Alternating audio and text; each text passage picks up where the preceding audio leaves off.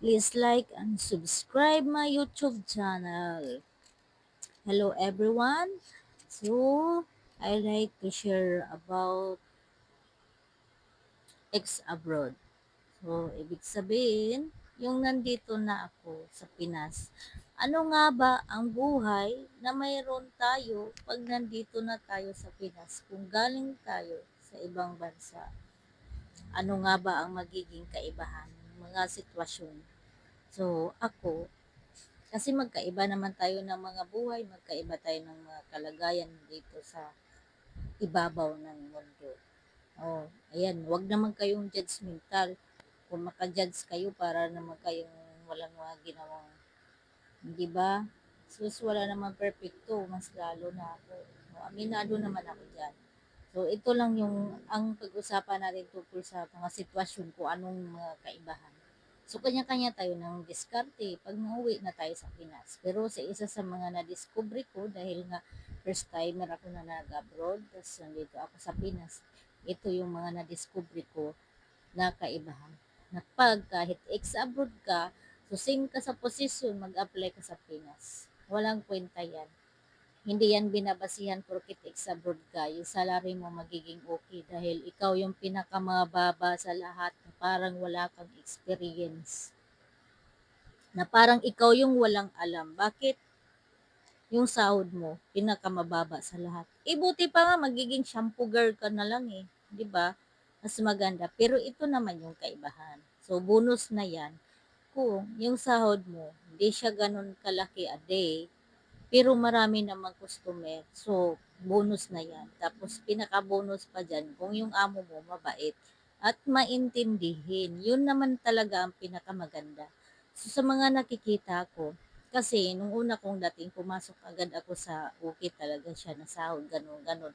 Pero, ang magiging customer ko naman sa isang araw ay 2 piraso. Anhin ko naman yung magiging 2 or 3.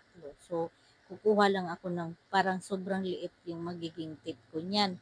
Tapos, yun na nga yung sahod ko, wala pa akong ano na tip, di ba? So, ito naman yung kaibahan. Hindi siya kalakihan a day, pero maraming tao. So, makakuha ka din kahit papano ng tip. Tapos, may commission naman. May quota siya, pero ayos lang.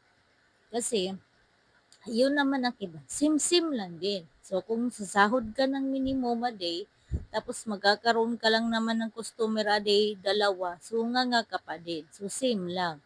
So, yung salary mo, hindi naman siya as in fix a day, pero magkakaroon ka naman ng customer na maraming customer. So, ang mangyari, nakukuha mo pa yung fix a day, sobra-sobra pa kasi meron namang komisyon. So, kasi sa iba naman nag-fix sila pero wala namang komisyon. So, kung hindi ka rin kukuta, di mo rin makuha yung.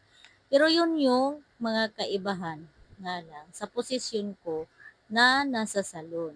So, marami siyang magkakaibang sitwasyon pero maganda pa din siya. So, hindi mo masasabi kung ito ay hindi okay. So, para sa akin, medyo okay na. Siyempre, ang plastic ko naman kung sabihin kong okay-okay talaga, siyempre medyo. Kasi iba naman talaga yung magiging level. Pero hindi siya nakaka-stress. Lalo na pag okay naman kayo lahat ng mga kakasama mo. So ano nga ba ang gagawin? Kung may mga kasama kang mga marites, piling magaling, piling pimos, dahil nga sila yung nauna sa'yo, dyan sa posisyon na yan. So ako, ang ginagawa ko, kahit pa alam kong gawin yun, ayaw ko na lang gawin. Mas gusto ko na lang muna dito sa simpleng gawain. Lalo't na't alam ko na hindi naman ako talagang mananatili sa isang lugar na yan at sa isang sitwasyon na yan, sa panahon na yan. So ako yung nag adjust. Ayaw kong guluhin yung nagiging ano nila kasi kahit papaano kumikita naman ako. So kontento ako sa pagkakataon na yan. May kasabihan nga, blessed tayo. Pag nasa sitwasyon tayong na parang gipit tayo, mayroon ding mga blessing at mayroon ding taong hindi tayo bibitawan hanggang sa dulo. Nandyan sila para alalayan at tulungan tayo. So, di ba? Oh, thank you guys. Subscribe.